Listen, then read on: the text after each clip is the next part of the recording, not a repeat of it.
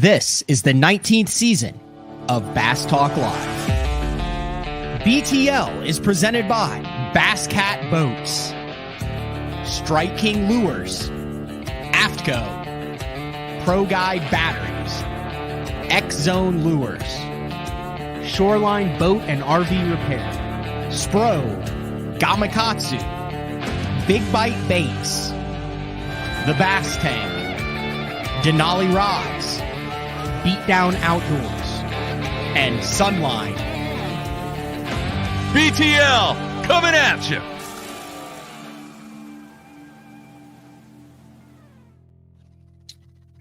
Good morning and welcome to another exciting edition of BTL Bass Talk Live, where we are going to talk about bass fishing. I had a little spur of the moment business trip that came up last week, so there was no show on Monday. We are back with a full line of shows this week, also throwing in between 20 and 30 bonus shows in the 2024 season, the Day 5 Guide Day. I got a lot of DMs and emails from guides who said, hey, I'm a guide, I'd be good on this show, or I went out with this guide and it was crazy. I got some absolutely crazy guide experiences, I guess, that would be great for the show. So look for that. That's going to be twice a month on every Friday. But we are back with another fan favorite to kick things off in 2024. And this guy, I don't know how he has any downtime, because he not only has his own channel where he breaks down water. Oh, he also does the lake map breakdowns. He's a tackle company owner and also the driving force behind the Deep Dive app, and everybody knows who that is. That is the one and only Jonny Schultz from Arkansas. Thanks for jumping on the show, Johnny. Thanks for having me, Matt. I was talking with someone about how a lot of people in this industry, not necessarily professional anglers, but now I would say the guys who are thriving, not just surviving in this industry, it all comes down to multiple ventures, multiple revenue streams.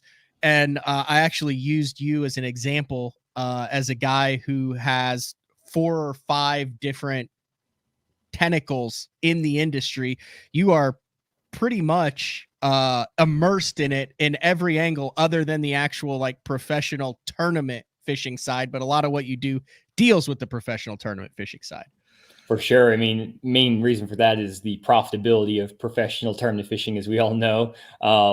For better or worse. And, going back to when I was a lot younger, even in college fishing days, I just kind of did an analysis of the market and realized pro fishing was not maybe the best financial decision for me if I was going to want to make a good living. And, took me a few years to figure out how to develop enough revenue streams to actually participate in the fishing industry and like make a good living in it. And it took a while to kind of figure it all out, but there's a lot of different avenues like what you do here on BTL, the YouTube side, and then obviously with Core Tackle now and the Deep Dive app. It's all kind of grown from what I started doing 7 or 8 years ago. And it's really cool to be involved in so many different parts of the industry now, because I get to have a really good perspective on the electronic side, on the bait manufacturing side, the influencer YouTube side. It's a really cool perspective of the industry.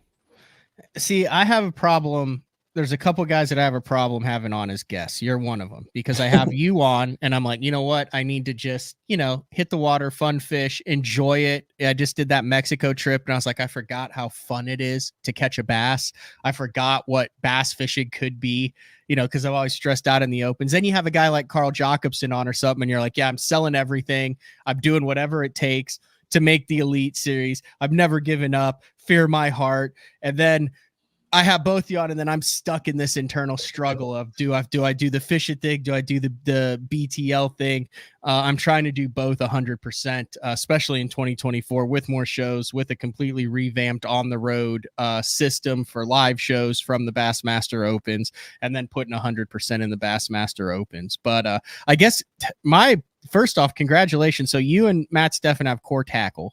I don't know if there's anyone else, but you guys are the face of Core Tackle, and I am seeing that. Of Core Tackle. Okay, it's everywhere. Like I was just at another location that had a tackle shop and it had core tackle. And before that, I was in a different state at another location and they had core tackle. And then I just saw, I think that Lucky Lure and OKC had core tackle. And then all the places, all the major big boxes online, they have core tackle. Like this isn't just, oh, look at our hook. We're selling a few online. Like you guys have exploded over the past like 3 or 4 months.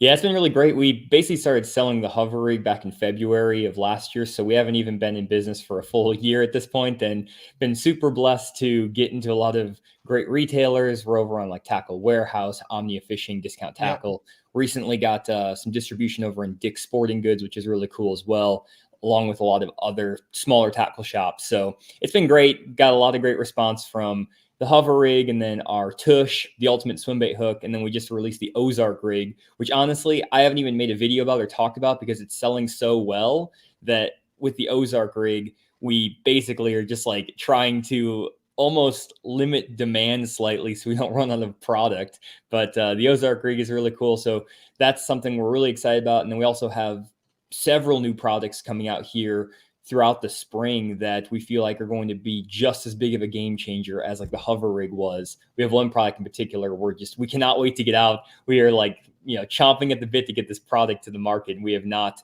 not really talked about it very much because it's such a unique innovation that people could copy very easily if they saw it. But this is the Ozark rig, Matt. Basically what it is a Texas rig replacement. The thought behind it is basically when I'm fishing here in the Ozarks, I needed a bait that would work better around cover compared to the hover rig. The hover rig is a great technique, more in open water. We do have a weedless version, but it's still not the best around wood and docks and stuff. Well, this Ozark rig coming in an 1/8 ounce, 3/16 ounce. We also have prototypes of a 1/4 ounce and a 3/8 ounce size. This basically has the exact same motion as the hover rig, but you can Texas rig it instead of threading it on like the hover rig is, where you kind of insert the weight into the body. And this gives this bait crazy gliding action. It will glide twice as far as a standard Texas rig. And because of the way that the bait gets keeled, because the weight's at the bottom of the bait, you hook every single fish in the top of the mouth. When you set the hook, the fish is in the top of the mouth. We have that 60-degree jig hook, which is a perfect angle to actually penetrate the top of the mouth for the fish. And it's an amazing rig. Matt's having 30, 40, 50 fish days before ice out. And Matt Steffen, not me. 30, 40, 50 that's a stretch for me there, Johnny. And then with a Grand Lake and all the Ozark Lakes, Beaver Lake around here, I've been crushing them on it, skipping docks and fishing down rock transition banks, bluff walls, all kinds of stuff. So. Okay, so here's my question on the Ozark rig. How do you I want a video where you have an active fish that's like sitting on a rock, a piece of cover or something, and I want to see a Texas rig vertically dropping straight down and seeing how that fish in his natural environment reacts to it. And then I want to see a bait gliding, like something like on the Ozark rig, and I want to see how that fish reacts differently to it. I can do that. That's very doable. Oh, okay, because we've all been about the glide, right? Like I always remembered one of my earliest like tricks or tips that Shaw Grigsby back in the day. I remember I thought, oh, I'm not pegging my Texas rig in open water anymore because you want to hop it, you get the weight separate, which I guess was a non-peg Texas rig is an early version of the free rig. Yep. Which is funny that now, you put it on the side and it's this brand new thing, but it had that gliding motion on it too. But then there's also the other train of fact where I want that thing going zoom straight down and get him to make a reaction. So I'm a little bit, I would love to see the video of a fish reacting to that gliding bait. Obviously this is a several iterations removed, but you're way too young to remember the flying lure. I mean, I saw the infomercials back in the day, with the backwards glide and all that stuff. I was watching those when I was 7, 8 years old. Okay, Mark Baster and I saying Mark Fisher Outdoors has already done that. He's done that video. I don't know. I need to go watch it and see it then. Oh, I haven't seen after. I don't know if it's with the Ozark rig. So like the thing about the Ozark rig too, you mentioned with like the glide versus the straight fall. That's kind of interesting because I've been experimenting with that a lot. And honestly, when I go to the lake, I have two complete opposites on the deck of my boat. So usually when I go to Beaver, Grand, wherever, the two baits I have when I'm flipping, for example, would be like a 1/4 ounce or a 3/16 ounce Ozark rig on a beaver style bait, whether that's a sweet beaver or like a striking rodent or whatever you want to Mhm. flip from a creature bait standpoint. And that will fall at like maybe 1/2 foot to a foot per second, depending on the style of bait you're fishing. But then the other bait I have on is an 11/16 ounce Jewel tactical flipping jig. So almost a 3/4 ounce flipping jig. And so I basically have both extremes. And some days they love that super heavy jig, and then some days they love the Ozark rig. And I just kind of switch back and forth between them. And it's kind of the same thing with the hover rig. When I go to fish that are suspended on drains or bait fish or whatever, I have a hover rig tied on when I want to have a very slow natural fall. But then I also have a 3/8 ounce Demiki rig on. So I basically go either with a very, very fast fall or a very slow fall. I don't really go for the intermediate falls anymore, because I think a lot of anglers are used to just fishing like 3/8 ounce, 1/2 ounce jig, a 1/4 ounce Demiki rig, that sort of thing. And having those heavier heads, even up to like a 1/2 ounce Demiki rig, can generate a lot of reaction strikes. Or if those fish won't commit to the super heavy Demiki rig, they'll commit to the really light, like 1/8 ounce or 1/32 ounce hover rig. Mm-hmm. Is this your first foray into the? I mean, you chose terminal tackle, which is the toughest one to break into, but this is your kind of first go at it. So I've designed a couple baits for Jewel. So we designed the Fish the Moment offshore jig, which is a football jig with a double cable guard, weed guard. And then I've seen that. You helped design that? Yeah, that was I had no idea on that. That's a cool jig. I've thrown it before. Yeah, no, that was yours. There's also the Jewel Versa Craw, which is basically a craw that has it's connected all together at the bottom, but you can separate the pincers away. I remember that one. And so I designed that one with Jewel as well. So those are like my first two bait designs that I did, and those did really well. We're pretty excited about those. That's the Versa Craw. So basically you can separate the bottom pincers, take them off. Yeah, I think I've done that one before on the show. So that one's pretty cool too. So we like that. And then Matt and I kind of were looking at a bunch of different products to potentially launch with Core Tackle. And the first thing that I thought about was actually the Tush swim bait hook, which is basically a swim bait hook with all the weight on the body of the bait. So we got some prototypes of that. And as we were designing the Tush, Matt was like, man, I love hover strolling. It's like the hottest technique out there. He fished all the time. I never really hover strolled all that much. And so he's like, what if we insert this Tush hook into the bait somehow? And we were basically playing around with that. And then we realized, one, it was too heavy. And two, if we add that point at the top and then put the lead over it, or put the bait over the top of the lead on that little point, you could get the same motion as the hover strolling standard rig with the hover rig. So that we came up with that, which was great. And then the Ozark rig is, again, kind of a play off of both of those, where it's like a center weighted Texas rig style bait. So trying to kind of cover all the different traditional terminal tackle avenues. We have a few other things we're coming out with later this year that target other terminal tackle niches that are really popular. And hopefully we can kind of get something for everyone that's just a little bit different from what is out there right now, to give those fish a little bit different look. Can you like copyright any of this stuff, or is it just fair? Is it open market? You don't have to get into that if you don't want. But I mean, I would assume like terminal tackle would have to be hard to figure out your own deal that can't just be done. Yeah, so we have right now patent applications and things going out for the hover rig and some other products as well. So that's kind of, it's similar to the ideas with like the chatterbait, where they got the patent on the connecting the blade to the eye of the bait. So we have some patents going out that we're working towards, and that's pretty exciting, because if those go through, then that will give us some protection. But honestly, in the fishing industry right now, it's 90%, unfortunately, like kind of copycat situations, where there's some new products that come out, but a lot of copycat stuff. And what we're trying to do, we're not trying to say that we're coming out with anything that's like brand new, innovative, that no one's ever seen before. We're just trying to make small tweaks to existing products, existing tackle, and make it fit a very specific function. And that's kind of our idea behind all the products we put out. We don't necessarily want to come out with just another Demiki rig head, but we also don't want to come out with something that's completely crazy and weird that no one can actually use. So it's that fine balance of like something that's just a little bit different from what's out there, but is still realistic to the average angler. Is it fun? Oh, so or fun. Stressful? It's great.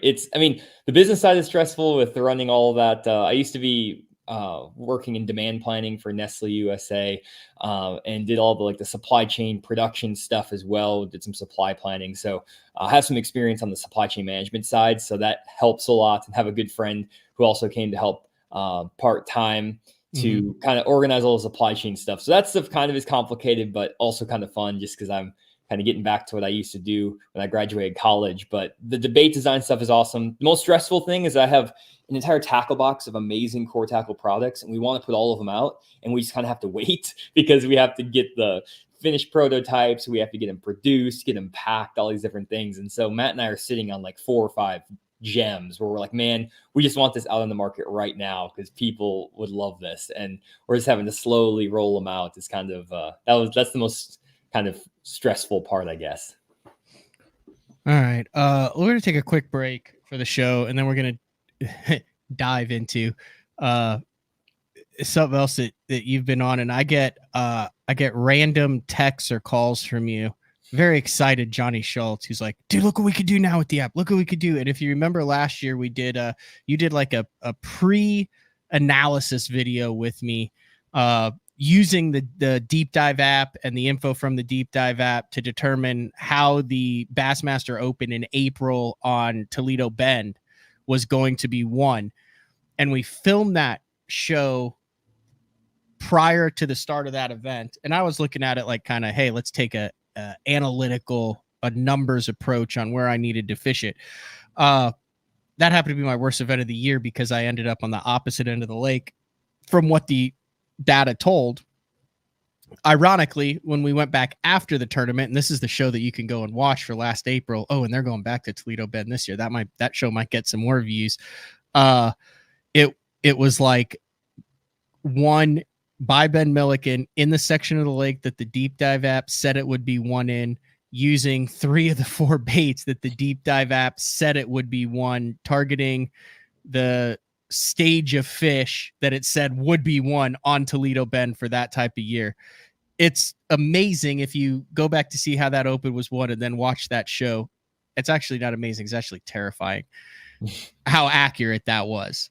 And that was almost a year ago. And you have a bunch of new stuff that the deep dive app is coming out with. And even if you aren't, like, let's say you are a flip phone guy who watches YouTube on your computer screen, and you never are going to pay how much is it for an entire year? It's like $90 for an entire year, $100 for an entire year. There's a new tier we have that's $39 a year. Okay. Even if you're never going to do it, it's fascinating to watch how you can take something that seems so abstract, like fishing, and say, oh, it would be cool if we could do this. And then you and the deep dive app team have actually done it. And we're going to show some of the new stuff for 2024. Is that a fair lead into it, Jonny? For sure. Yeah. All right. It is, it's BTL, a brand new season of BTL in 2024, Tuesday, January 9th. And we'll be back right after this. The new Puma STS has been redesigned from the ground up.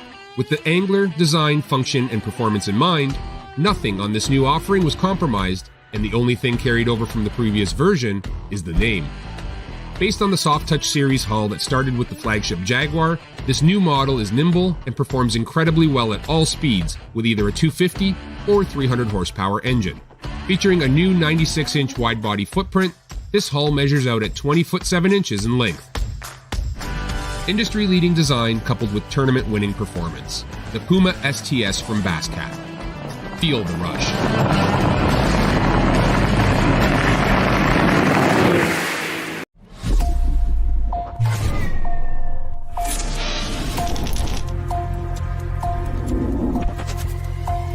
Everything you need, one legendary brand. Top 100, Strike King.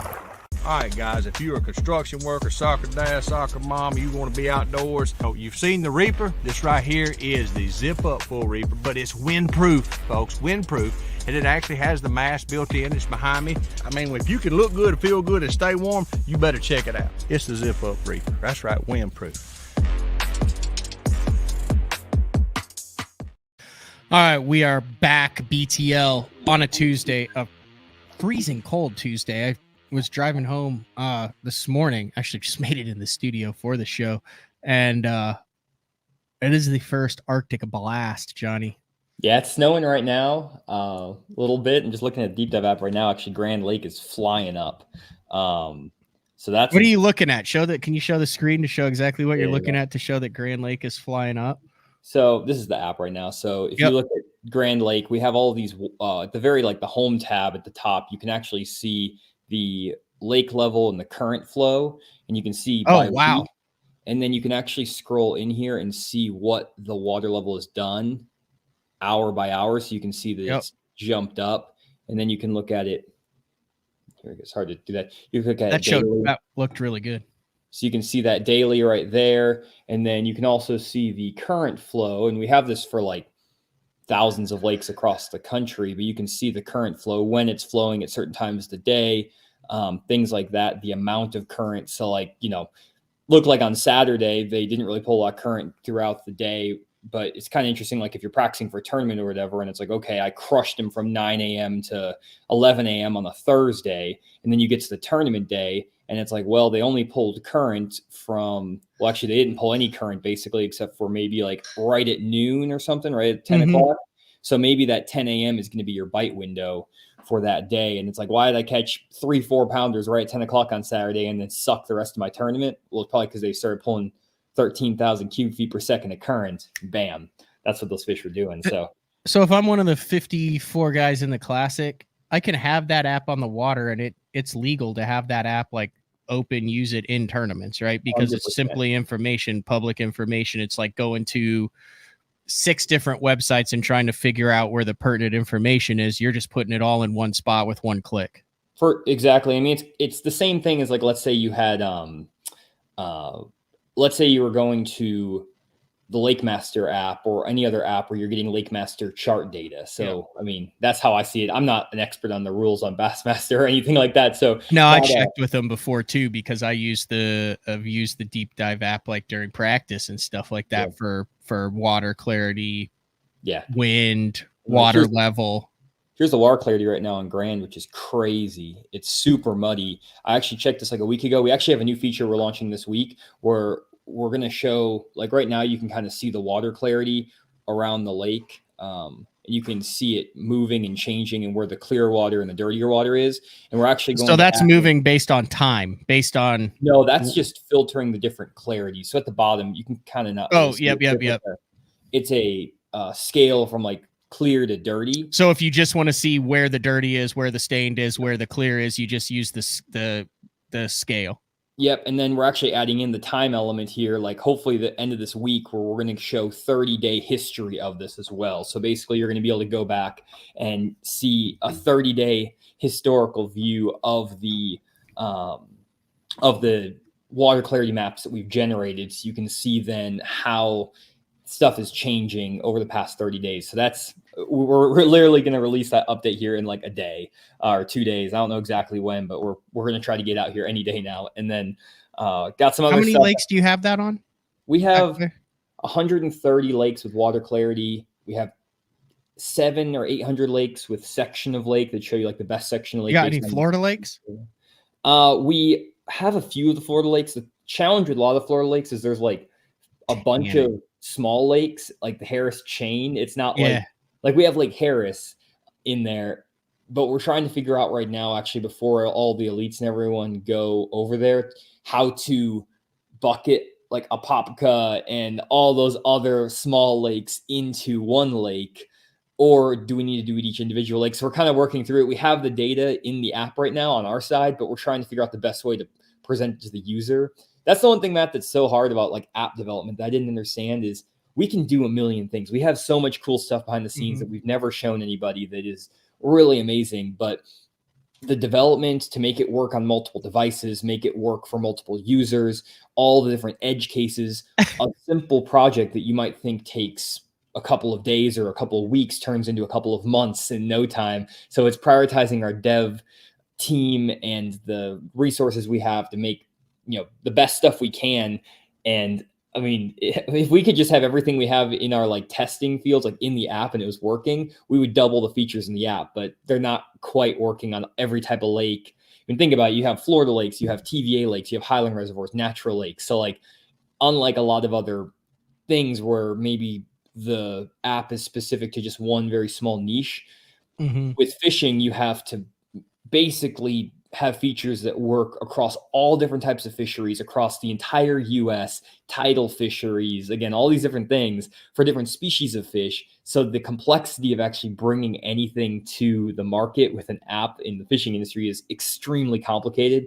And we don't like bringing stuff out that doesn't have an impact for as many users as possible versus just like, we're going to come out with a tide chart for like 3 tidal fisheries or something like that. Yeah. If you're watching this and you would like to see what the Deep Dive app offers for your lake, you could just go to deepdiveapp.com. I'll pull it up right here, and then you can scroll down to see the lake list, and it has a lake list that has, it'll show the best areas, but then also the water clarity feature shows what lakes there are. So if you're asking, I saw some stuff on here, hey, is this for Georgia lakes? I was asking about Florida lakes. You can go on and see how many of these lakes have what features are available. Yep. Because it's not like just something that you plug it in and it does it all. You're going through each lake. We have to add the data in for each individual lake. We have to figure out the boundaries of the lake, the type of lake. So it's a extremely complicated process. And I think a lot of anglers maybe underestimate the complexity, because you have, when we take into account all of our data or all of our things, we look at the lake characteristics of the lake. So what's the maximum depth? What's the average water clarity throughout the year? What is the type of cover that's in the lake? What's the primary forage that's in the lake? What are the bottom compositions? Does it have creek channels? Is it a natural lake? Is it like spring fed? There's all these different things that impact the fishing styles, the fishing elements. And the reason that we feel very confident in our predictions from the app is that we take into account an absolute massive pile of factors, and we add that to our pile of tournament data, which allows us to basically get patterns from top 10 tournaments and match it to lakes based on those characteristics and based on all these factors to recommend what to do, is the idea. All right. So then obviously you have the wind has been I guess a feature. Would you call we that? launched that in November, I think. But the wind effects. The wind effect. So not just the wind. You've had the wind for a long time up there to where you can be like, hey, this is the direction the wind's blowing. This is the water clarity. But then the wind effects, basically a trained monkey could figure out where to fish on this if they could work an app. It's really cool, and it just came out. So you sent me a quick little deal. Now I don't think I have audio, so I'm going to play it real quick, and then you can do it on your phone here. But this is just like 20 seconds of kind of how it acts, and then you can describe what people are looking at afterwards. Yep.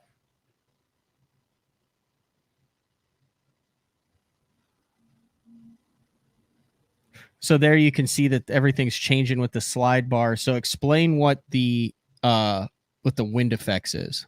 Yeah, so I'll kind of zoom in here. So you can pull up the Deep Dive app, and we have like a 3D map as well as a... that other side worked perfect, and then you get dark. Yep, there you go. Okay. Perfect. So basically what you have here, it's not the clearest on the screen, but if you download the app, this is actually available on every lake we have in the app. We have over 3,000 lakes available in the app. So as long as we have the lake in the app, this feature works. So available on like all those Florida lakes, on lakes literally all over the country. So what this tool does is, if we zoom into the screen, basically takes into account the direction of the wind in addition to the topography of the land. So the actual, like if there's a hill, if there's a bluff, anything like that, and also the amount of distance that the wind can accumulate over. So for example, here on the mouth of Horse Creek on Grand, there's a lot more distance in this big open bay for the wind to accumulate. And if anyone's ever been out on Grand when there's that northwest wind, they know that Horse Creek gets rolling, like it's bumping. And so what we do is we calculate all of that, and then we'll show you on the bank the impact of the wind on the shoreline. And we do different colors to kind of indicate what the wind is doing against those banks. And it basically is like a simulated wave impact is kind of the way to think about it, but it really is the wind. So let's say you're going around the lake, you can actually look at this and you can say, okay, where is the wind hitting the most and where is the most wave activity accumulating? This can help you in multiple situations. One situation is, hey, I want to go out and hit the most wind-blown banks, and I want to go fish secondary points where the wind is blowing. So you could zoom in here, and you could find all your little secondary points that have the red highlight on them. The other thing you could say is, I want to find areas where there's protected areas, like in the spring where the fish are spawning, and I can look around here and I can see, okay, where is the protected bay? That's what I was thinking of as soon as the first thing when I first saw this was, this is awesome for sight fishermen. The other thing is you can go back 2 days into the past and 2 days in the past, I think five or 7 days into the future to see what the wind will be doing the past 2 days and the next 5 to 7 days. And the idea with this is that, like, for example, this pocket here was actually being hit by not that much wind, but some wind a couple days ago. And now it's getting pretty well by the wind here. But there's actually this little small pocket right there that has no wind hitting it. I can't get my finger to work right there. That pocket had no wind hitting it like the last 3 days. So that means that that pocket's going to be very protected. You'll have stable water, which could be great in the spring when you want to go sight fishing. And can you also pull up the clarity then? Yeah, then you can pull up. So you go to the tools, you pull up the water clarity. And then I'm going somewhere with this. You can come in here and you can say, here's your water clarity for that zone. It's all kind of similar, but then you could go back in here and you can say, okay, this is an area that has more stained water. You could find. So then can you pull up the water temperature? So we don't have water temperature in. One thing we found with water temperature, there are some apps that have water temperature. It's very hard to figure out the actual water temperature in the day because of how much it fluctuates. And from day to day, with the depth of the water, the clarity of the water, all those things, it fluctuates way too much. And we haven't been able to come up with a very accurate one. We can find some that are like, let's say, we might be able to find one that gives us anything that's like 5 to 7, maybe 8 to 10 degrees difference, but that isn't really good enough for us. If we're going to do this, we want to make sure that we have a 1 to 3 degree temperature difference and be able to call that out. Now, the last time you were on, didn't you have a deal where you could pull up like specific contours or specific like little sections of depth? So basically the main thing from that is that we have the data to make those find similar areas features. The main problem with that right now for us is that we don't have data on lakes all across the country. We just have data on a couple and you don't. Table Rock. So that tool is something that we have that is working. We can put in the app. The issue was I not supposed to say that? No, you're good. If we want to do it, our problem is we can only roll it out to 3 or 4 lakes. Yeah. Well, here's what I was thinking. Yeah. You could have, like you said, you do the wind effects. You can basically literally, you could probably put money on, hey, there's going to be a fish spawning here. Once you combine all those things and you're doing it by looking at your cell phone. Well, you also, I mean, you have to know what you're looking for and what you're wanting to plug in and stuff. It's not like magic. You're just taking all of these factors that lead to a good spawning area and you're combining them all and going, hey, let's go check this pocket out. Well, and if you go to our best areas tool, this is actually using our database of over 10,000 tournament patterns from top 10 finishes. And it will say, I filtered this to the spawn. So spawn on Grand Lake. If you go here, you can see that this blue area is the zone that is the most productive seasonally in the spawn for top 10 tournament finishes on Grand Lake. So what this means is that it doesn't mean that you can't catch spawning fish anywhere else, like in the back of Horse Creek or anywhere. But if you want, just means that there's a lot of fish caught between the islands and the bridge in Horse Creek. And that's where the spawning fish are. So one, you want to be looking in that area. Then you can use the wind effects feature to figure out the specific banks that aren't getting a lot of wind. And then we also have our water inflow points feature, which you can zoom in on. And that shows you all the places where water flows into your lake. Mm-hmm. So if you scroll over here, you can see that there's a few places where you actually have water inflow points that are flowing in and they're getting flow. And you can then say, okay, maybe I want to avoid that pocket because it's going to get washed out by any rain we're getting. Or maybe I do want to fish that pocket because it's the fall and the bait fish are going to pull in there. And if you look around this lake, there's only a handful of water inflow points. So you can either choose to avoid those water inflow point areas, or you can choose to go after them. Now, what we're working on right now, Matt, is combining all these layers into one feature set. That's kind of the idea right now. So we're trying to come up with a way, as we speak, after this next release, of integrating the wind effects.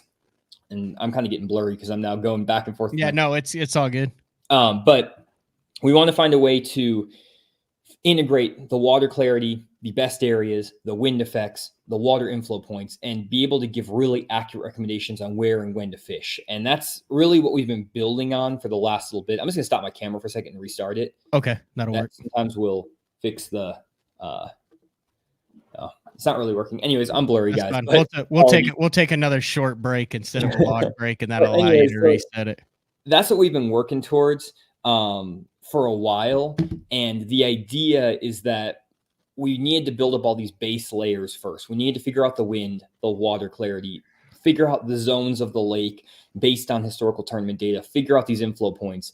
And now that we've built out all these features, we can finally take all of them and start basically putting the pieces of the puzzle together. And that's what our 2024 goal is basically to come up with this not perfect, but a really good solution to what you're saying, which is like, okay, I want to go fish in the spawn for spawning fish. I need to find protected pockets. I need to find areas without water inflow points. At least the water needs to be at least stained because I need to be able to see the fish, but clear would be ideal. And I know that I need to be in the first half of the creek in the mid-lake section because that's where the majority of the tournament's top 10 finishes come during the spawn. Then we highlight just those zones for you. Bam, go sight fishing those pockets. And that's kind of the goal that we have here. Good question from Dale. I don't know how much you want to go into this. He goes, how do you get the catch locations? Just ask honest guys. No. So that's, I think you've been through this before on BTL, but we basically watch live coverage. So we have open and tour level professionals watch hours and hours and hours of live coverage. We have a couple different guys who are spending 50 to 80 hours a month watching live tournament coverage or coverage from past Bassmaster or FLW TV shows, publicly available information, basically. And we have them figure out where on the lake they're fishing, which is why it takes so long. And then you categorize those patterns by time of day, by the section of lake, by the structure, by the cover they're fishing, all these factors.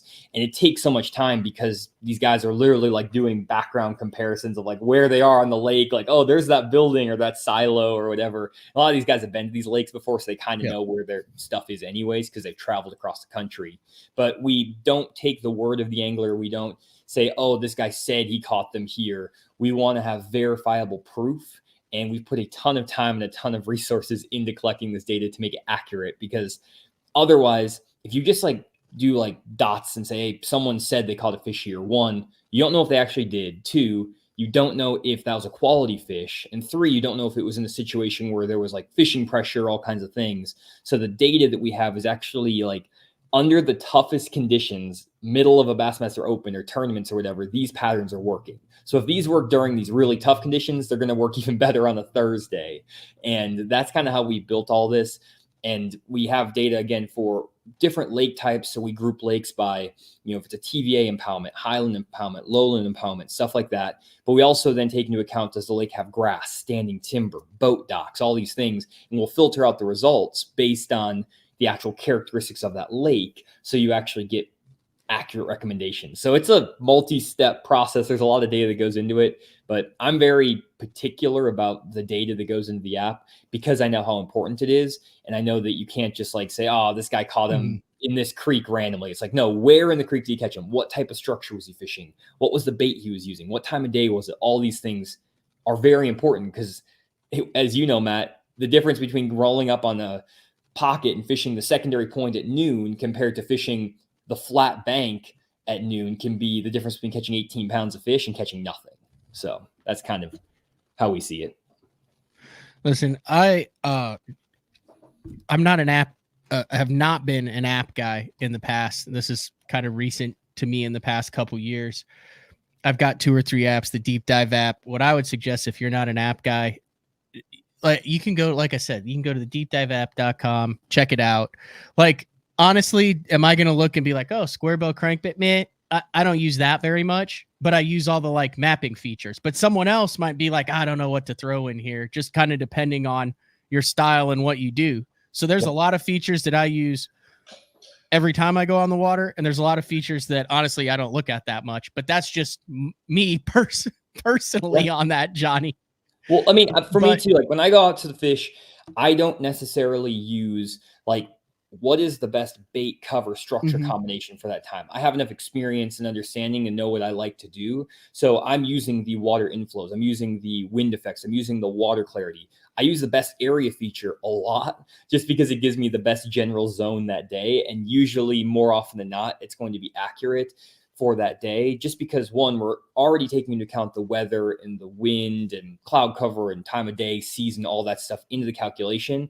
But it also is building off of a massive amount of tournament patterns by season. So we have, a database of 10,000 patterns, but like within, let's say, highland reservoirs or lowland reservoirs in February, we have 500 February specific patterns for, and that's how you're able to take April on Toledo Bend and say, hey, this is where and how it's going to go down with what, and be fairly certain that you're accurate. Now there's obviously nuances within each one of those: outlier water patterns, wind, all that stuff that you could have a freak show event, but day in and day out, you're going to be fairly accurate on it. There's people who are asking about why some lakes have best areas and other lakes don't. And I think you kind of just described that as, it kind of depends on what data is available for those lakes. It's just the popularity too. Unfortunately, like with those lakes, we have to actually mark up the section of lake. We have to bring the lake in. We have to figure out the lake characteristics. We have to figure out the data that's available on that lake. And we're still building up all of these things. So the lakes that have the best areas versus ones that don't. For example, we don't have a lot of natural lakes right now because our main challenge is that there's not a lot of tournaments that actually take place on natural lakes in off seasons of the year. There's a lot of summer tournaments. There's a lot of like post-spawn tournaments, that sort of thing. So we're trying to find a good solution for sourcing quote unquote tournament level data on like a natural lake.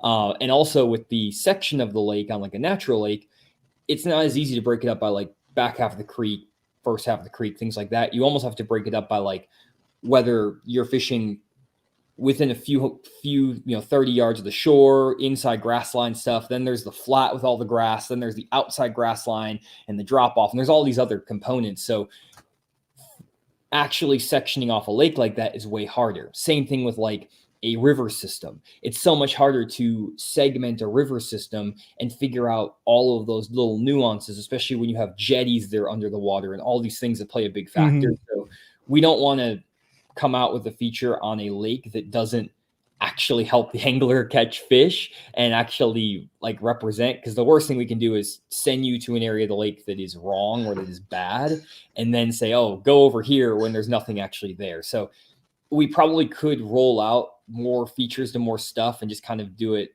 like halfway, but that's just not how we've done it. And we feel like if we can make the product as good as possible on the lakes that we have right now, we are going to be in business. So that's kind of our idea. And I know that means that not every lake across the entire country is going to have every feature, but that's the long-term goal. We've only been, the app's been live for 2 years now. So hopefully in 5 years, we'll have the technology and all. How many apps last 2 years? I would imagine the vast majority are done within 2 years. Like they come out, it doesn't fly. Like, I mean, that's got to be an accomplishment just to have the sucker around for 2 years. I know that the podcast, it's hard to keep a podcast around for 2 years. So, tell me about it. My live stream I had like 147 episodes on my live stream and podcasts, and that slowly had to go to the wayside with everything else. So yeah, doing it daily and everything, Matt, huge props to you because you crush it on this. All right. So I've had people be like, okay, why Jonny? Like, how does he get at this? Like, big picture, this is the way I see it. So you have been doing this since you were 8 years old. You can go back, well documented. You have all of these hundreds of videos in here and you've done seminars and taught that and spend the time on the water, and your brain works interestingly. That's a compliment. And then you had these people that wanted to have an app or develop and get into the fishing space. There were investors or people who create apps that say, hey, we want to get into this space. You ended up partnering with them because of your expertise for this. And then you kind of had a big sandbox to where they were like, okay, we're going with you on this. And you're saying, these are the things that I find valuable. This is what I want to do.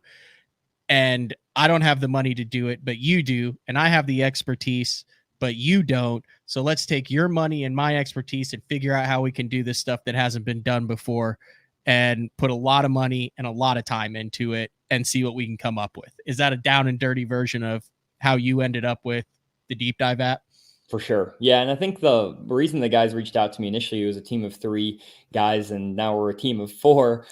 So they actually live here in Texas. So all of the development, everything is done here in the States. We don't outsource any development or anything like that. Mm-hmm. So with the 4 of us, we've done the entire app, and basically they reached out to me just because of the analytical approach to my YouTube channel. And that just comes from when I was working in corporate, doing demand planning, statistics, I was really focused on that sort of stuff. Even during my MBA and things, I did a lot of research at the university into different like consumer demand stuff and things like that with a lot of statistical models. And so my brain is just wired that way. And that's how I've always thought about fishing. And I think the other part of it that has been my advantage is I'm actually willing to give up everything that I do.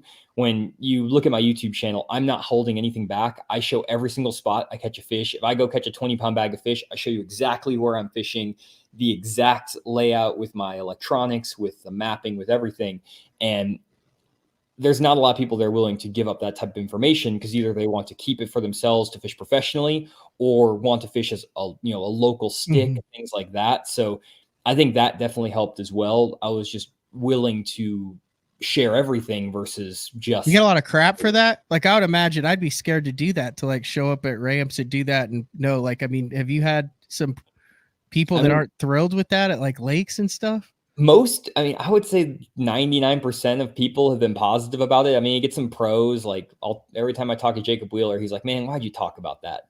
But like that sort of thing. But like, at the end of the day, I also feel like I'm not giving away everything. The entire process of the day. I think the thing that people have been the most upset about is when I actually do my uncut videos, where I go out and I show my entire day just driving with my boat. And I've done like live streams where I live stream my side imaging, down imaging, mapping, all that stuff. And I show the entire process, because that's really where all the value is, more so than when I cut my fishing day up into a 15 or 20 minute segment. I can show you all my spots. I can show you all the stuff I'm doing, but it's the process of finding those spots that's the actual juice. And so I've wanted to show more of that. It's just there's a limited number of people who want to watch me graph for 3 hours straight without making a cast or catching any fish, and will consume that info. So I think that's the other part of it, is like there's no silver bullet. So even if I go out and I show my end result, it's not like anyone's going to be able to go back to that spot a week later and go catch them the exact same way I did with the exact same bait. That spot's already done. So it doesn't really matter. So I don't think people really get that upset. It's not that bad.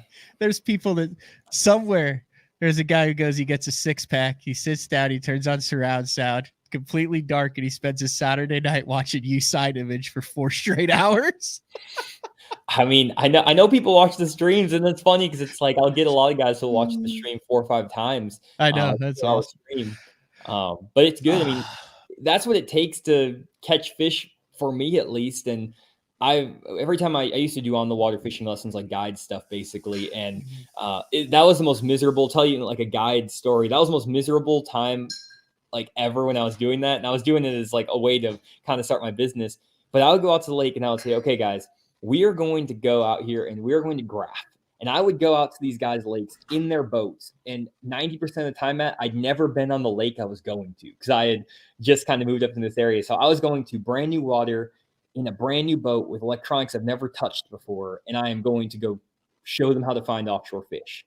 So this was the 90% of my trips went like this. I would get in the boat. I would explain what we're going to do. I would explain the whole process of what I do. I would graph for 2 hours. And about an hour in, everyone would start to get annoyed. Or they'd be like, I really paid this guy to come out here and he's not even finding any fish, blah, blah, blah, blah, blah. They would get really kind of annoyed. Sometimes I would go 4 hours of this 8-hour day just graphing and barely fishing. And these guys were getting heated. I would get people who were making snarky comments. They were like, you really know what you're doing? You fake your videos, don't you? They're saying this stuff to me as I'm driving in the boat. 5 hours in, I find a group of fish. We catch 18 pounds, and they're like, this is the best day ever. This is amazing. And I'm like, okay, well, what you're seeing is this is what I do every time I go to the lake is I graph for 4 to 5 hours, and I find them eventually, but it takes 4 to 5 hours a lot of times, and all you're seeing is that 15 minutes of fame in my videos. Mm-hmm. And I stopped doing it because it was just the social anxiety was so much. I was driving in this guy's boat for 5 hours. And it's imagine being in a car ride with someone for 5 hours. Never met him, can't get out. You're on a lake, you're in 18 remarks and sniffing at you for 5 hours. It was pretty rough, but yeah. So I stopped doing that.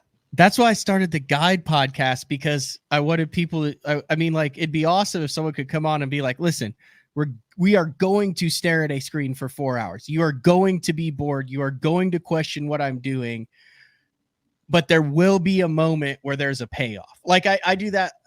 I kind of got that idea from the West or East and West Texas, or the West Texas guys, Central Texas, all of Texas, South Texas, that are doing this scoping thing. Yep. If you don't know what you're in for, it's a weird deal. Because you've got a guy up there that's standing there and you're like, okay, well, where are we fishing? And they're like, well, you're not going to catch anything here. We're out in the middle of the lake. So you can cast, but you're not going to catch anything. And we might see 3.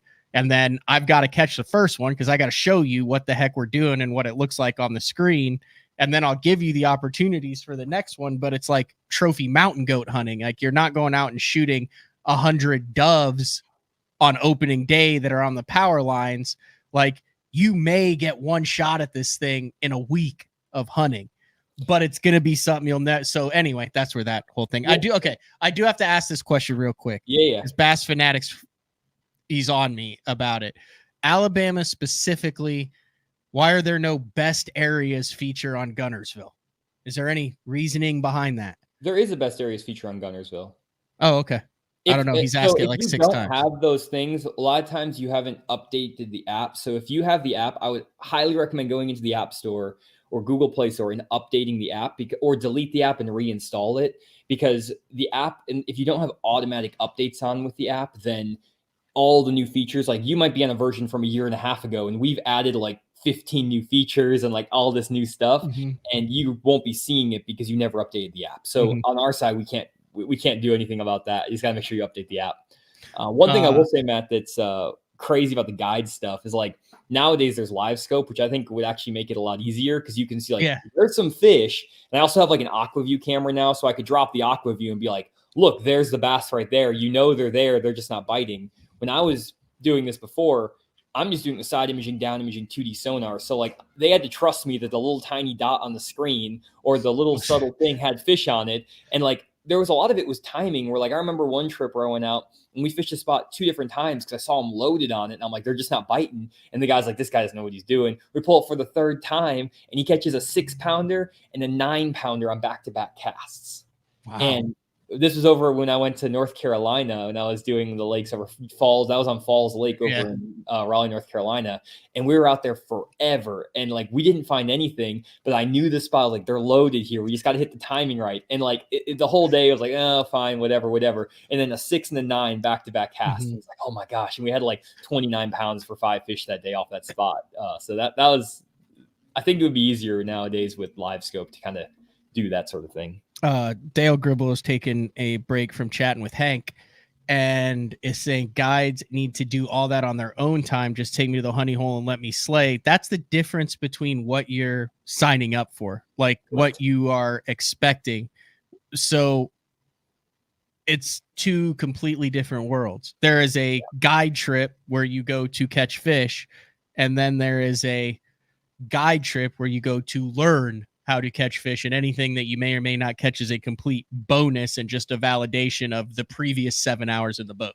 Yeah, it's the way I call them on the water lessons, not guide trips. But the reason I called them that is because I was like, I'm going to teach you my process for graphing and finding fish. I put in the disclaimer, like there is a chance we're not going to catch a single fish because we're going on a lake I've never been to in a boat with electronics I don't know. I'm going to set up your graphs the best I can. It just doesn't sound fun. And it's like, I just go out, and it worked out. I would say 90% of the time, maybe 85% of the time, we would have a good day. Then like there would be 15% of the time where it was really rough. It didn't go well. And like some guys were good sports about it, and they were like, okay, I got the process. I saw what we were doing. But you know, Matt, you're not going to go out and catch a bunch of fish every time you go to the lake. It's just not feasible, especially when you're going to a brand new lake the first time, never seeing it before. So I felt like my success rate was pretty good still, despite that, absolutely. to be honest. All right, we're going to take a final break of the show. When we come back, can we do a little talking about what you expect? I mean, like I said, you've got all this data. You keep up with what's going on. I don't know if you can talk about what your kind of plans are for 2024, but I would be interested in your take on some hot trends and things that you expect to go down at the top level of professional bass fishing this upcoming season. 100%. Yep. BTL on a Tuesday with Jonny Schultz from Core Tackle, Fish the Moment, the Deep Dive app, Bass Fishing Declassified. Bass Fishing Declassified. And do you still do lake map breakdowns? No more lake map breakdowns. Okay, so those are no longer a thing, but had to cut something, you know. Okay. We'll be back right after this. Shoreline Boat and RV, dock rash, storm damage, collision repair, that deep scratch or gouge from trying to access that secret creek. Shoreline Boat and RV can get your prized possession back in mint condition and looking good on the water, fast. All repairs are done in-house, so they're able to get your boat or RV back to brand new, quickly. All Shoreline's work comes with a rock-solid warranty. Find out more at ShorelineBoatandRV.com. Kansas City, Austin, and Tulsa. I'm the kind of guy that never leaves the house without a pocket knife, and Gamakatsu's come out with the EDC series of knives. EDC stands for Everyday Carry, so whether you're on the water or off, you can always have it with you. The best thing about it to me is that assisted open feature. With this D2 blade, you've got it right here at your fingertips, so if you can't find your scissors, you need to cut a knot, you need to cut your braid, you've always got it. Make sure you check it out. Never leave home without your Gamakatsu EDC knife. Born in Japan, using technology, innovation, and precision, Sunline produces the widest selection of fishing lines at the most technologically advanced line factory in the world. Manufactured at the strictest tolerances to produce victories at the highest levels of tournament bass fishing. From household names like Christie, Swindle, and Cruz, to young guns like Cook, Logan, New, and Welcher, they all trust Sunline to take them to the top of the leaderboard. Choose the line that will give you the strength to guarantee your confidence. Sunline. Elite Series Pro Daryl Gleason here. My Pro Guide batteries keep me going on those long tournament days and long practice days. Always plenty of juice, never fail. The best part about Pro Guide batteries, it's the people behind the company. They have over 40 years experience in the battery business, keeping all of us fishermen out on the water longer, catching more fish. Check them out at ProGuideBatteries.com. What's up, Bass Talk Live fans? Brandon Polnick here. And ever since I won a couple Bassmaster Elite Series events on X-Zone Lures, I've been getting a bunch of questions of what makes them so special and different. And really, the truth is, it's in the details. The little details, things like no cheap fillers in their plastic. That gives you more lifelike action, more realistic and vibrant colors. But don't just take my word for it. Go to www.xzonelures.com and check them out for yourself. Having confidence in your tackle while on the water is one of the main things to success, in my opinion. In the last couple of years with Denali, I've had just that. From anything from spinning rods, casting rods, tungsten products, even now to casting and spinning reels, I have the confidence to go out there and get the job done and know that all my equipment is going to handle it and do it just the way I want it. The thing about Denali is you've got great quality products at a great price point, so make sure you check them out. All right, we are back. BTL on a Tuesday with Jonny Schultz. All right, the season starts in like 2 weeks, right? 2 weeks. BPT, I think. January 30th is the first event for MLF. That's wild. You've got an idea of, I mean, last year we've seen, I think we saw, so let's go back a couple years and see if I can remember this. I think we saw a massive resurgence in the jerk bait, like jerk bait. No, I'm going to go swim bait like 3 years ago. Then it was jerk bait. Then it was the Demiki hover stroll, that whole thing this past year. Is that a fair breakdown, would you say? Yep. What's 2024 in your opinion? What's the new hot thing that everybody's going to be doing? Oh, drop shot this past year too. Got to throw the drop shot. There was more. I just saw a stat from the BPT that there was like more tournaments won on a drop shot than any other this past year. And then you saw what Joey Fuentes did and a number of other guys on the elite, and not like non-northern. Now that obviously plays in that depending on how many northern, but non-northern, non-traditional drop shot stuff mixed in with that hover rig. Yep. Well, I would love to say it's going to be the hover rig. Pros, if you're watching, just start throwing the hover rig. I know your sponsors don't have it, but, if you need a hookup, I got you. But no, I'm just kidding. So a couple of things that I've been doing that I think are pretty interesting. I'm going to kind of share my thoughts on what I've seen from the local fisheries in my area and then kind of extrapolate that to tournament fishing because it is very different. But what I've found personally that's been the most effective for me that I think is super interesting is that I feel like there's this big trend that's been going on about targeting isolated fish this past year. So with the Demiki rig and things like that, anglers are targeting isolated fish around brush piles, isolated fish suspended over ledges, things like that. And they're targeting them with the Demiki rig with the jerk bait. So from a bait perspective, I feel like I don't know if there's going to be a massive change from like the baits that work. I think the baits that work. And, there's different styles of baits. There's the big giant baits like the Milliken throwing his hangover swim bait or big flutter spoons and stuff. Those can situationally be good, but day in and day out on the Elite Series, your drop shots, shaky heads, Demiki rigs, finesse baits are going to be really effective just because of the fishing pressure. But from a standpoint from what I've seen with the live scope and with a lot of the fish in my area, I'm finding that a lot of the best fish that I'm catching are so tight to the bottom that they're not visible on your traditional 2D sonar or live scope without a very keen eye. And this past year, that's how I've been catching the majority of my really good bags of fish. It's literally fish that are so tight to the bottom that when someone goes through there with the live scope, they're just not going to see them. And I think Joey Fuentes did this really well over when he was fishing on like Seminole, I believe it was, where he was catching them in the timber, but he wasn't catching them off the top of the standing timber. He was catching them off the bottom of the lake. And those fish were so tight to the bottom that other anglers were missing those fish. And I think that trend is going to continue. I know that that's something that a lot of anglers probably aren't talking about. And sorry if I'm spoiling this for some of the pros, but what you can do is you can go into these really popular areas.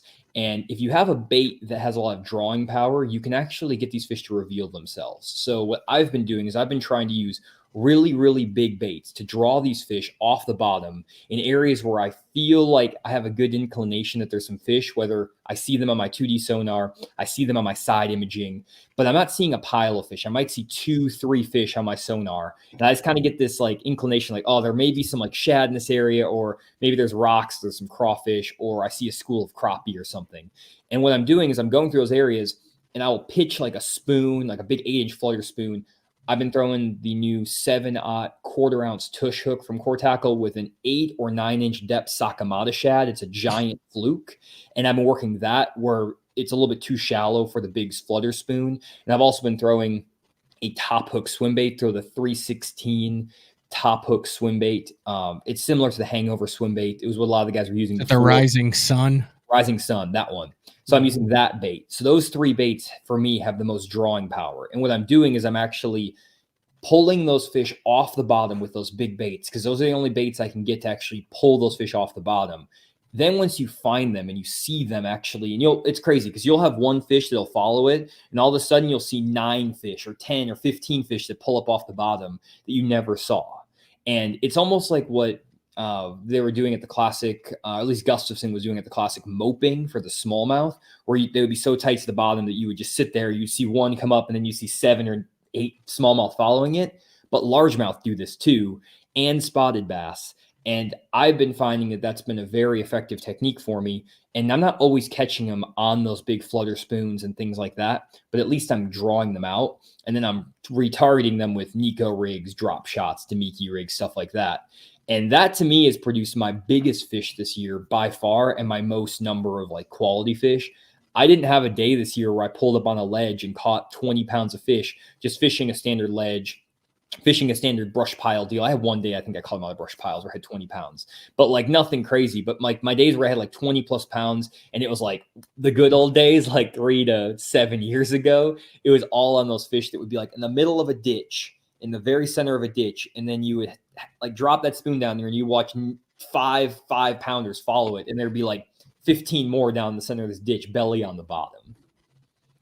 Yeah, those are real. I've low key heard really good anglers that do this for a living talking about why they run different units, and some units are better at picking up fish on the bottom than other units are. Yep. And then that big flutter spoon also, there are a number of guys like you just mentioned that are using it basically to get the fish to move to reveal themselves. It has nothing to do with it. I mean, it obviously does, but it's more like when you put the bait in the bed to get the fish fired up, you're getting the fish to move and to react to it, like you said.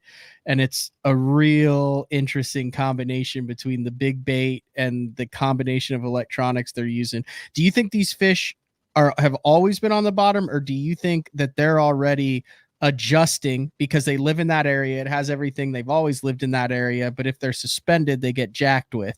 So they, just like any other living thing, realize, like a deer that's like, oh, no one jacks with me in this strip of land, so I'm going to live in here, be a nocturnal. Do you think they go, oh, we don't get jacked with when we're on the bottom? I honestly just think it's a timing thing. I honestly think the fish spend the majority of their time down there, from what I've seen, or a good chunk of their time. I would say the majority. I don't have data on this. This is just all I'm saying here is just hypothesizations. Yeah, this is no science-backed stuff. This is just what I see on the lake. But what I do find is, like, I sat in one spot on this one lake by my house, has a ton of big fish in it. So it's basically like an aquarium for big fish. So it's not like I'm, fishing. I've done this on Grand Lake too and on Beaver Lake. So this is something that I've done across, but this specific day is on a lake that's loaded with big fish. So I want to caveat there. But what would happen is I would find the school, and I found the school probably 35 to 40 fish between 4 and 8 pounds. So they were just like loaded in the spot. And what would happen is I got there at 9 a.m., couldn't get a single fish to react. I saw them kind of following my spoon off the bottom. They were just kind of chilling. And I just stuck around. I was just making circles in like this 300-yard section. I actually have a video of it up on YouTube. But I showed myself graphing. I saw these fish and saw the bait.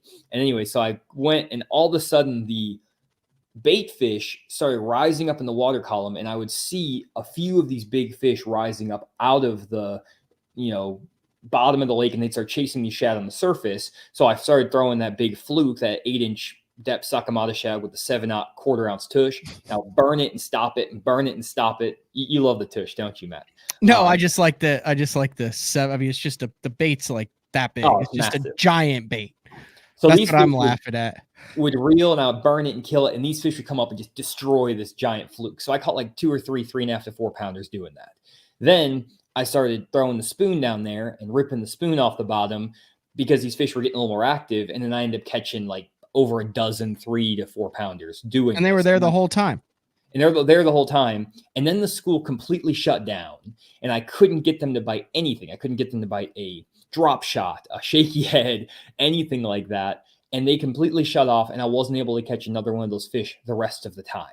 Did they go back to the bottom, or did they suspend? Yeah, they were on the bottom. I was watching them. They would follow the spoon a little bit. I tried to Demiki rig them. I mean, I think if I stayed there for like an hour or 2 more hours and like drug a Ned rig or something around, I probably could got a few more bites, but I'd already caught, over a dozen really nice fish. So I wasn't really that bothered. But like there was that little feeding window where those fish rose up and fed high in the water column, and then those fish that were down on the bottom fed. And I feel like those fish don't get messed with a lot, because if you go through that area at the wrong time, not in that 2-hour window, you're never going to catch any of those fish. And you could just assume, oh, those are catfish, those are carp, those are gar, those are whatever. And that's where having that AquaView camera is kind of nice, where I can drop it down and actually look at those fish and be like, oh, those are definitely bass. Especially like in a practice setting, that's very useful. But then in addition to that, you could potentially, get a sense for the size of the fish, things like that. And a lot of those fish just are going to go untouched by their anglers. Now, it doesn't just happen like on these drains and ditches and flats and stuff like that. I see this around brush piles too. And actually, some of my buddies who fish Beaver Lake clued me into this. And basically what they were talking about is that there were these brush piles and things like that. And you could actually take a big flutter spoon and throw it by these brush piles, and you could pull these fish out of the brush piles. You could actually see, like with this 8-inch flutter spoon, you would see these 4 and 5 pound bass that you wouldn't see that were on the base of the brush piles come out and look at the spoon. Now, you wouldn't catch really any fish with it, but you would see these fish come out, and then you could go fish and target them with your baits and stuff, and sometimes catch them. It wasn't like a guaranteed. It only worked for like one trip, so it wasn't like it was a grand pattern or anything, but that was what actually got me interested in trying this like big bait as like in combination with the live scope, big baits to get the fish to show themselves, follow-up baits to try to catch them, or put just these spots into a rotation and say, hey, I'm going to run these spots once an hour, and I'm going to milk run 7 or 8 spots that I know have a bunch of fish down there that look quality on the live scope, look like 3 or 4 pounders. And it works out really well. And honestly, I always catch my fish, it seems like in a 1 or 2 hour window when I do this, and I don't get any bites the rest of the day. So I could see how easy it is to miss this pattern if you don't know really what you're looking for, if that makes sense. And that bites could be because if you look at your app that they start pulling water and there's a little bit of flow, that could be because of the bait fish pattern. So there could be a number of different reasons. Interesting question from Kyle here, or from Pete. Pete says, would you ever know those fish were there without live scope? So yeah. I would. I see them on 2D sonar. So like they're there. I've caught these fish with traditional like 2D like vertical fishing where like you got the spaghetti lines on there. So I've done this for years, like in the sense that you can catch those fish, but it's so inefficient to target them with those old school methods. But you're more likely to fish for them with old school methods than to just pan over them and go, there's nothing there and move on. So in a sense, you might catch some on the old school because, historically you catch them there. It's got all the elements that look right. Yep. You either side scan it or you know from past history, you cast something out there to a scoper who's going to go past, you're going to drag a jig, donk, fish is going to come off the bottom. Then you activate the school and the old school actually gets the job done. Well, that's why I use 2D sonar. I'm still weird where I haven't sold my soul to the live scope.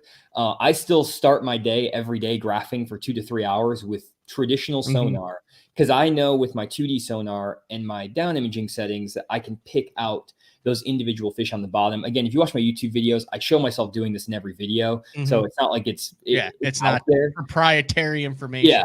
So you can watch me do this, but what I'm doing is I'm graphing those fish first with traditional sonar, and I'm only going to pick up maybe a fifth or maybe a tenth of the actual number of fish that are down there, because a lot of them are so tight to the bottom. But if I can pick up 1 or 2 fish, usually there's like 10 or 12 down there. And I've been able to catch these fish doing this all the way dating back to like 2012, 2013. The thing is that back then I didn't have a reason to go throw the big spoon or the big swim bait or whatever to pull those fish up off the bottom. What I needed to basically do was pull up in those areas. I would throw a deep diving crankbait, throw a hair jig, stuff like that. And I would just get bit if they were biting. If they didn't bite, I'd be like, well, they're either inactive or they're not bass. And I just roll. And so I was catching those fish back in the day, but now I am more certain of the size of the fish and more certain of the number of fish and how aggressive they are because of the live scope. So it's made that technique, I think, I don't know if it's any better than it was before, but no one's doing it. And I think that's probably the main thing, is that like the traditional stuff I've been doing my whole career of fishing since I was 13 years old, which is the offshore stuff, that stuff just isn't working like it did when I was 13. Like I remember just crazy days where I go out and catch 100 fish a day and they'd be between 2 to 4 pounds. And it was just great offshore fishing. It's so hard to do that nowadays. And I personally am not one to like, I honestly hate going around and targeting individual fish with a Demiki rig or like a hover rig or something. To me, that is like the most boring style of fishing ever. You want to find a group. Oh, well, yeah, if you find a group, but like That's still it's cool. boring. Like, honestly, I'll catch 2 or 3 fish out of the group and I'll get bored because I'm like, I didn't do anything. I just randomly graphed in the middle here and found them. So I like still finding fish around hard cover and structure, like a drain or some type of like contour. That's just like what I grew up doing, and that's what I love. So a lot of times I just ignore those other fish because I just get bored fishing for them. Like it doesn't excite me. So I have done this other thing, which is really fun. It's exciting still to me, and it utilizes live scope. And so it's kind of a good blend for me personally. Dale said wants to know about separation between the fish and the bottom on 2D. Like you have videos out the wazoo over on Fish the Moment that you actually like are on the water showing like, hey, here's exactly like what it looks like, right? 100%. Yeah, that would be, I mean, instead of doing that, I just go to the Fish the Moment YouTube channel and you have it all categorized based on. Yep. There's a video, there's done. a series of videos I put out last spring. I'm going to start them back up here like this next week or tomorrow. I'm probably going to go back out. But it was from like January of last year, January 2023. And there was a series of videos I did where I just showed my entire graphing process. And I was out on Beaver Lake and a couple other small lakes. And it shows everything. It shows how my 2D sonar settings are and everything. So there's like 4 videos in a row that are in there. They have like 30 to 40,000 views if you guys want to check those out. So they're curious if Johnny has tried the Cody Huff ice fishing stuff yet on the Ozark Lakes. Oh yeah, I've done the ice fishing jig quite a bit. Again, not a big fan of fishing that style, to be honest. I think it's pretty boring to watch on YouTube, and I think it's pretty boring personally. It's kind of fun. I love it. I like it. You love it? Because to me, it's like, okay, there's my foe. There he is. Now, what can I do to put that thing in my boat? Like, so it's kind of like a one-on-one deal. Like you make a move, he darts off. That wasn't the right move. Or you make a move and he comes up to it and you're like, oh, that was the right move. Like I look at it like a boxing match when you get one of those roamers out there that wants to play. Yeah, to me, that's so boring. I like catching schools of fish. Like that's my thing. And so when they're all schooled up under shad and stuff, it's fine. But I don't know. I've done it enough now, and I've caught them on the ice fishing jigs, the Demiki rigs, all that stuff. To me, I get bored doing it. If I do one fishing trip of it, like a year, that's enough for me. It's just not very exciting. I would rather go throw a frog or swim a swim jig than do that, to be honest. That's just me personally. But I love the like quote unquote structure fishing, like fishing fish that are related to something. That to me is the most rewarding. And I mean, if I was fishing professionally, yeah, I would do all the things, but fortunately at least I personally feel like it's fortunate that I'm not having to do that. So I can choose the style of fishing I want to do. And that's the style I like. And it does include the old 2D sonar, which maybe makes me almost like outdated at this point as it is, but I like using it and it still is very effective for me. So that's just it just fits my style. It's just stylistic. It's just like Cody Huff and those guys are great with those individual isolated fish.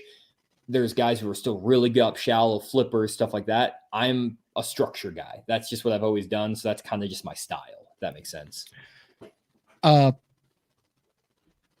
You will talk about, I mean, you're going to be kind of all over this year when it comes to the professional fishing. Talk a little bit about what's on the docket, and then we're adding a segment to BTL prior to each Elite Series tournament. To me, I guess it's just because I'm fishing. I guess it's just because there's so many variables that it's still a little bit like witchcraft to me when you're like, hey, here's the area of the lake it's going to be one in, what it's going to be one on, and how much it's going to take, and blah, blah, blah, and all that. So one of the cool things that we're going to team up with the Deep Dive app and Johnny on the Monday through Wednesday BTL shows is if it is an Elite Series week, you're going to come on and have a little package prior to the start of that tournament. So the week before each tournament, like, here's what you expect, here's how it could go down. And then as you guys are watching it live, you can watch it unfold based on, or not unfold. I mean, there might be one where it's a total outlier. So then when you're watching it, you're going, oh, this is unique. This is not supposed to be happening, or this is exactly how it was supposed to be happening. Yep. But that'll be a cool addition to BTL. So we'll see you 9 times kicking things off. There's a couple Elite Series before the Classic with a 15 or 20 minute just at the end of every BTL to finish that year. So I'm excited to do that. I think that was a great idea. You actually called and said, hey, do you think there'd be any? I said, yes, I'm interested in that. The listeners would be interested in that. So looking forward to that. Rolling that out here in the app here in the end of the month-ish, beginning of February, where we're going to have a whole stats element to the app where you can actually, we did this on BTL last year, but it's actually going to be like graphs and charts showing in January what percentage of the fish are pre-spawn, spawn, post-spawn, sort of thing. Oh, is that what you sent me that's not out yet? Yeah, that's the text. It's just a photo, but photo. Oh, it looks cool. Of my screen, but it's basically just data charts, and we're taking all of our data that we have and presenting it in a chart format.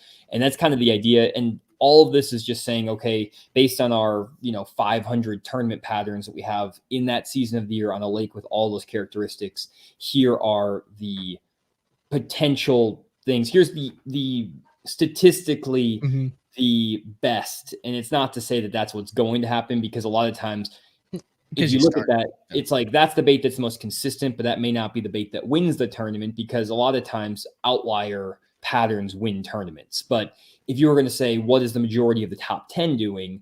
That's kind of what we're hoping for with the data in the app. And so it's going to be a little bit different. Like, I think a lot of times when you look at data, you have to realize that it's just an average of a lot of other stuff. And so it's like, this is what's most likely, but usually, especially in fishing tournaments, it's the outliers that always do really well. So that's kind of just something to kind of keep in mind. I think that the stats are still very useful to give you a good general sense of like what other anglers could be doing. And maybe it's even to say, hey, this is what the majority of the field is going to do. I'm going to go do something different. That's another way to even think about it. So a lot of different ways to interpret data, to be honest.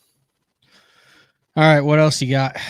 So it's kind of cool. We're going to be doing a lot of different promotions with some pros this year on the Elite Series and Major League Fishing. So we're excited about that from the Deep Dive app side. Matt Steffen, a few other pros. Don't want to share too much quite yet, but some big name pros are going to be promoting the Deep Dive app. So we're excited about really?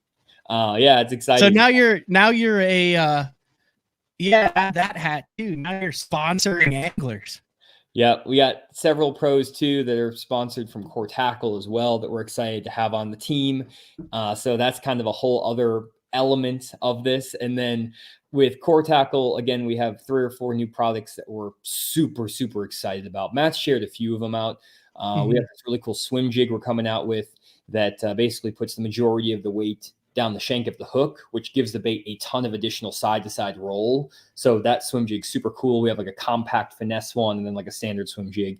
Then we have 2 pieces of terminal tackle that I can't even talk about because they're so unique. But like, I'm sure Steffen will. He does like 9 videos a day.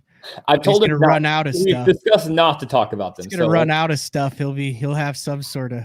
He's been holding back on it. One of the baits he already spoiled because he was just excited and he made the video. And I'm like, Matt, you got to calm down. People are gonna. Did he take it down or is it still up? Oh, it's still up. It's up. Because you got to worry too, because if you like come out with stuff before you're ready to go to the consumer and then it gets knocked off, then you don't get the original hit on it. And then it gives the other guys a couple months ahead to kind of see what's coming out. And it's just. Yep. It's a balance. It's tough too, especially being content creators. I mean, from Matt's side, with his daily videos, like it's great content to talk about the baits. And I think it's cool, like especially with like what Milliken did with the hangover swim bait, things like that, where he built up hype for an entire year. That bait though is so unique and specific that I don't think that a lot of companies are going to go in and necessarily go knock that specific bait off. Dude, that's the next thing this year. It's harness wars. This is the year of harness wars. We've seen everybody with the trolling motor. We've seen the coolers. We've seen the lithium battery wars. This year is the year of harness swim bait wars. Well, we're going to be joining that fray. I can just give you. Oh, no. Oh, really? So Core Tackle is going to be joining the harness. Oh, my gosh. Oh, my gosh. Got some cool stuff. Got some really cool stuff. So that's all I can say about that. But Core Tackle will be joining the harness wars. All in a like a resort on a lake, and you guys are just going to fist fight every single day over who has the best. We'll have you and Matt and Milliken and Zaldane and John Cruz and all in. Yeah. We'll fly a couple of the OGs over from Japan, and we'll have all the harness swim bait guys just have a giant fist fight in the parking lot over whose is the best. Oh man. Yeah, the harness stuff is cool. I mean, honestly, there's just so many different little deals with swim baits and different deals with all these different products that it's so fun to be part of the innovation within the bait industry, just because there is so much innovation out there still untapped. And I think a lot of times companies get so caught up in just trying to make sure they have one of all of the different products that a lot of the true innovation kind of gets lost. And so it's exciting to kind of see a lot more innovation coming out from the industry recently. There's always some innovation, but like there hasn't been like a ton of groundbreaking stuff over the past 5 or 6 years. So there's been some really good stuff this past year specifically that's come out that I feel really excited about. And I think that the future of the bait industry is very bright, put it that way. It is. Just be careful, man. They do not mess around over in that harness bait world. You're gonna end up wake up one morning and have like a severed pig's head on your front doorstep if it's good. That's the thing. Well, I mean, I think ours is it's gonna be very user friendly, which is gonna be nice. And the nice thing, Matt, is that you can use it with any swim bait on the market. So you're not gonna we're not making our own swim bait. It's one that can be used with any swim bait. Wait, so you could throw it in like a 5.8 Kitech or a 6.8 Kitech? Yeah, or a mag draft. You could throw it in a 3.3 Kitech if you want. You can throw it in anything you want. A freestyle. You could put in a spark shad, 3-inch spark shad. Okay, yeah. Oh, wow. So I'm sure it'll be good because you guys, I mean, like I said, you can also, I mean, if you want to put in an 8-inch or 9-inch big swim bait too, we got some stuff there too. So whatever you need, we got you. I like it. All right. Anything else? I think that's pretty much it. Fish the Moment. Going to try to keep putting out content for everyone who watches Fish the Moment. Thanks for all the support. I know that a lot of anglers who out there watching will be disappointed at the kind of irregularity of the content, and just letting you guys know that I'm doing my best to get out and fish and to bait testing, and then also doing all the deep dive stuff. So try to fit in the videos as much as I can. From a timing perspective, it's just always tough to prioritize all these different projects. So try to still make YouTube videos because that's something I really love to do. And I just love sharing the information that I learn. But right now, honestly, it's kind of lower on the priority list compared to deep dive and core tackle. So trying to do as much as I can on every front.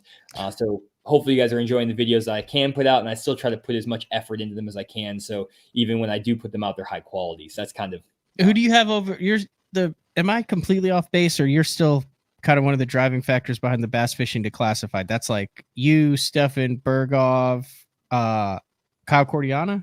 Yep. And I'm missing one. Randy. Okay. Randy. Yep. I'm still missing another one. I thought there was another Jimmy guy. Easterling. Yes, Jimmy Easterling. Jimmy runs the channel. He's the fishing they're the fishing coach. He started up a new YouTube channel. That's who I was thinking. A great YouTube channel, the fishing coach. That's Jimmy. Jimmy's a really good friend of mine. We fished together since I was like 12 years old, and he does a lot of cool stuff with live scope. He does a lot of live scope breakdowns. He's actually one of the guys that I've been bouncing a bunch of ideas off with for the this catching fish off the bottom with the flutter spoon, stuff like that. So yeah, Jimmy Easterling is Jimi. If you guys want to look it up. Jimmy Easterling. Boy, you got a group of guys that are just pumping out content. Yeah. Because Stefan's every day. Randy's 3 times a day. You've got the app in your deal. Easterling does that. Bergov is every day now. Yep. Is Cordiana every day? I think that he does a lot of videos. He's behind because he's posting videos from the past, but yeah, he gets a bunch of content out. We got a great group of guys that we kind of all make content and do different things, and we all are very unique and different. That's the thing I really enjoy about the bass fishing space, and everyone has their own perspective. Like I'm 100% electronics, live scope, all in on the analytics, and then we got Matt, who's the bait junkie, and then we got Randy, who's Randy. And then we got Jimmy, who is, doing the electronic stuff, but he's like all in live scope, which is really cool. He's kind of not as much of a mix Ooh, that's the one when Stefan was in studio. I said I need to have one of your Frankenstein contraptions for the studio. is that one of his toenails? Ew, no, that is a No, oh, okay. His toenail crankbait. That one, that's the real winner right there. When you fish in Wisconsin, that thing is deadly. Oh, I thought you were actually talking about, is that a toenail hanging off? No, he has a toenail crankbait that Matt makes. Oh, listen, I've watched probably half of his videos. Like I said, one a day. It's hard to keep up with all that. But this is a spinnerbait arm that he then attached to a Berkeley square bill, and he swears that in muddy water, when you want to crank it, the blades not only clack on the back but also provide flash. I swear I did not purposely forget Randy. I got nothing against Randy Block. I think he's a genius. Randy's he's been pumping up the drama recently. So he's been making the rounds. That's what I said. Maybe I should say some disparaging remarks and I can get a video about me. Oh man, I'm over here. I stay clear of that stuff. Randy can do his thing. I'm just chilling over here. I just really appreciate everyone who works with Fish the Moment, and also appreciate everyone who supports. Yeah, it's a heck of a Core Tackle, Fish the Moment. I mean, it's a huge blessing to have all of these, great people that I work with, and also you guys supporting. So, I'm not a pro fisherman or anything like that, but I always try to put out the highest quality fishing content and things like that, whether it's the app, whether it's the hooks from Core Tackle, things like that. And so that's going to be my continued goal, is to be, do the best I can to put out the best product possible. Always. That's what I always strive to do. One more question. You guys are going to be at the Classic. Yes, we're going to be at the Classic. We're still waiting on the booth space. I've been in contact for a bit trying to get a booth space. So hopefully, fingers crossed, we actually get a booth spot. But if anyone out there knows how to end up getting a booth, we're looking for booths for Deep Dive and Core Tackle still. But we want to be there. We'll be selling product with Core Tackle at the Classic if we get a booth. And then I'll be over the Deep Dive booth. So you'll be able to see a lot of our new products. And we're hoping by March to have a tool in the Deep Dive app that integrates at least some of those views you're seeing with the wind, the water clarity, the section of lake, things like that. So we're going to try to come up with like a version 1 of that like integrated tool to at least have at the Classic, and then continue to build on that throughout the year. Probably not the best place to do it, but I have a suggestion for the Deep Dive app that I'd like to share with you that would be very beneficial. Go for it. All right. So we travel around the country. We get on all these lakes. We have 5 days of practice for opens. You go pre-practice. What I would like to be able to open up the app and know that if there is a place on the water that I can moor my boat to go get a cheeseburger, to go get something to eat, to get a cold beverage, something of that nature, to be like, hey, here, this is great. This is a great spot to go get a cheeseburger at noon on day 2 of practice. Because what I end up doing, I do it all over the country. I did it at Lake of the Ozarks. I did it at Lake Norman, anywhere that's got, I did it at Ross Barnett. Like, I'm serious. Like, that resets my day and I do it. But there's so many where you're trying to look at the phone and figure out if it's on the water. And then you're looking at your graph, and then you get there and it's like 30 yards up and there's nowhere to park the boat. I want like roll in, tie the boat off, go up and eat, and I could pull up the Deep Dive app and find it. I know that should probably be a top priority. I think, we're going to kick everything else down the priority list, and we'll just throw that right on the top for you, Matt. There it is. Sell advertisement for local places. Then you can double dip there. Double dip. There we go. I love it. You make them sponsor the app. So, all right, Johnny, I greatly appreciate it. That was fun. Thanks for sticking with me. Like I said, you texted me this morning at like 7:45. You're like, we still on for today? I'm like, I'm headed home. I'll be there. So, no, I appreciate having me on, Matt. And thanks everyone listening. Appreciate you staying all the way to the end here. All right. Thanks, Johnny. See ya. See you guys. All right. That was Jonny Schultz from Fish the Moment. Like I said, he will be on throughout the year, reviewing or previewing. Reviewing is after, previewing is before. The Bassmaster Elite Series stops with the Deep Dive app. Hey, if you guys want to check that Deep Dive app out, the link for it is already in the YouTube description. But that's all we got. I'm working on a show for today. Next Monday, I do have an exciting show, though. The owner of Bastrix. It's a throwback company that has made a very big comeback recently. Sponsor Maddie Wong, lot of great products, but he is going to be on the show to talk about kind of taking over Bastrix, kind of the resurgence of that, how the baits are made, some of the old school history of that. But shout out to Todd Klein for the hookup with that contact. Unfortunately, Todd was in attendance when the Dolphins lost to the Bills down in Florida the other day. But that's for next week. As always, Thursday, Frank Scalish will be back. I think we might have a giveaway this week, and then more info on the Mexico trip coming later this January for the BTL folks. So, all right, that's all we got for today. Thanks, Johnny. We will see everybody tomorrow, 8:30 a.m. See ya.